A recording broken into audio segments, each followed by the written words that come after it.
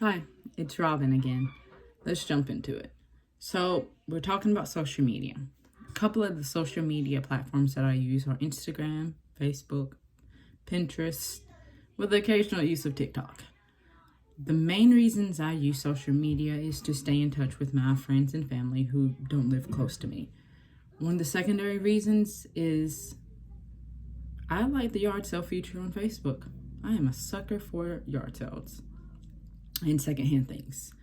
And I also use it for keeping up with my children's school information and what's coming and whatnot. For Instagram and Pinterest, I love to be inspired by other people's work. I really love art, I love design, decorations. And so seeing other people's designs and ideas helps me to get a perspective of things that I maybe did not think about before. For TikTok, I'm going to be honest. I like to scroll mindlessly on TikTok, and it is for pure amusement. Now, how much time do I spend on social media? During the week, I honestly do not spend that much time on social media. Due to working, having to do homework, schoolwork, this class, being a mom, other daily tasks. So if I had to honestly put a number on it, it's probably 30 minutes every other day. So with social media, I will say that I have found some incredibly useful hacks, inspirations from other people. How did I miss that taking a frozen popsicle and you can actually pop it in two? Thank you, TikTok.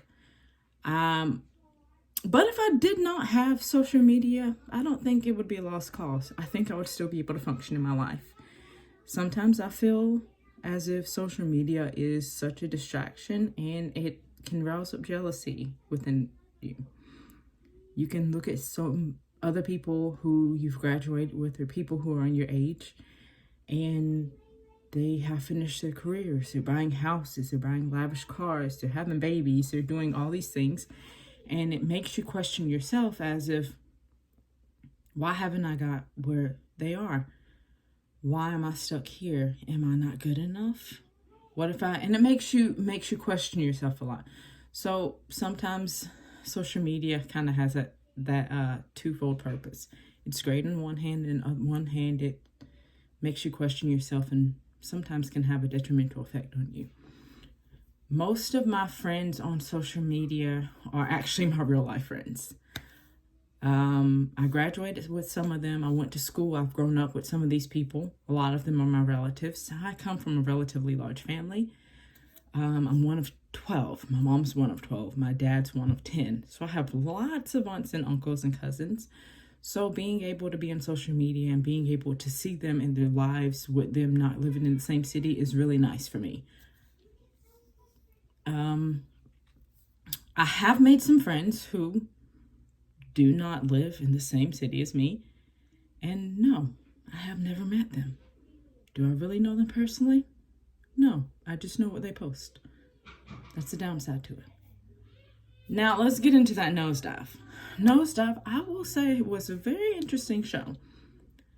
Right off the back, I noticed everybody's on their phone. You have Lacey, who is practicing laughing in the mirror, which is bizarre to me. It's kind of like this fake utopia that everybody lives in, where you want to get likes. They are so dependent on getting 5 stars. And the ratings to me seem like to be equivalent to credit scores. If you don't have a certain credit score, you can't get things. And if you do get things, it's not the best things. Example of Lacey trying to rent the car when her ratings dropped. And so, I believe our society in part is kind of starting to get to this point, because everybody wants to be an influencer and everybody wants our likes and everybody wants us to subscribe and everybody wants our votes. And they are really willing to just do about anything to get us to watch them.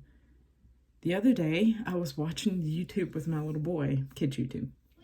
And he's watching these older boys, probably maybe in the early 20s. and they are doing these bizarre pranks. And my 6-year-old has succumbed to watching it. But how many other people are just taking idle time and just watching this? And so it's kind of, they are trying to produce content, and then they'll always say something along the lines of, put down in the chat what you want to see.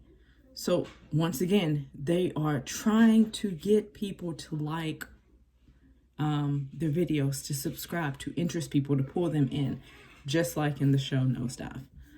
And everybody wants to make sure that their Instagram, social media platform, their life is perfect.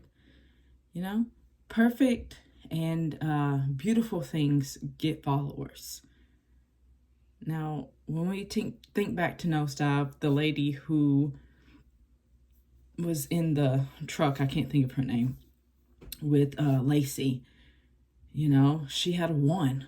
People viewed her as sketchy, you know, and when we think about people on social media who are real, raw, and honest, the example, there was a social media post of a lady who showed her house, what her house really looked like.